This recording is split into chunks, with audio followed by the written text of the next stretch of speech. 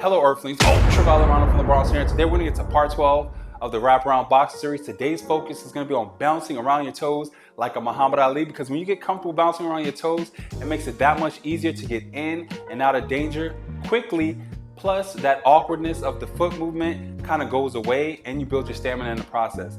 So I want you to have fun throughout the duration of the workout. Take as long as you need to understand the movement, and if you need some more to get some more, rather than that, let's begin.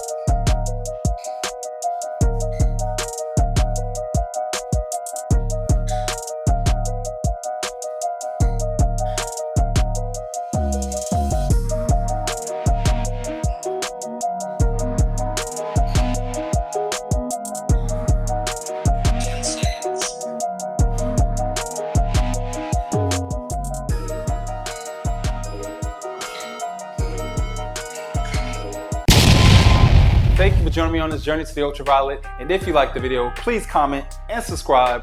Look out for part 13 and always work towards becoming your greatest version.